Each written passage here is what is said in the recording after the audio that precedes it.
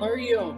And thank you to all the parents, grandparents, family, students, and friends who could join this webinar and recognize the class of 2020. Balavihar has been a special place since I joined 6 years ago and has given me a great idea of what community means.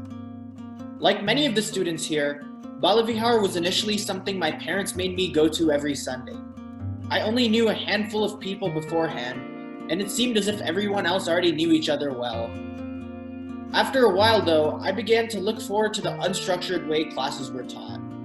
We were able to connect with each other on a more spiritual level, discussing how Hindu concepts, such as Swadharma, a person's unique duty that they fulfill in life, was related to the various pressures we face from our parents, friends, and especially APs.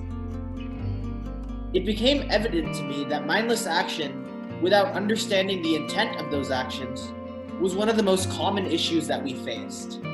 I initially felt that my sole duty was to do well in school so that my parents would be pleased and I'd go to college, but didn't consider the possibility of learning for the sake of my own well-being.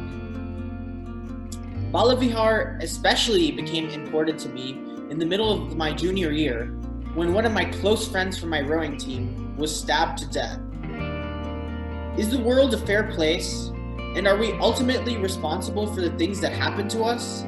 Is the concept of karma relevant to this seemingly random situation? I grappled with these questions and relied on our discussions on Vedanta to somewhat answer them. While I do not think that I will ever find a concrete answer, I thank my high school teachers, Swamiji, Suchitaji, and my parents for unknowingly taking the time to guide me by patiently answering my questions and clearing some of my doubts. One day in class, we were discussing what entails Swadharma, and a quote from class really stuck with me. As said in chapter 2, verse 47 of the Bhagavad Gita, we have the right to work, but never to the fruit of the work. I believe that the people of Chinmaya Mission Austin live by this principle, and I will forever remember the selflessness that this community has shown me during one of my roadblocks.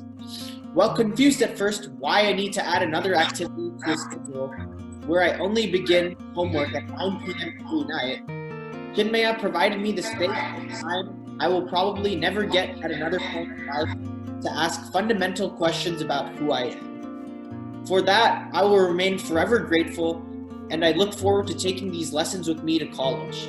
Thank you for your time, and Hari Om.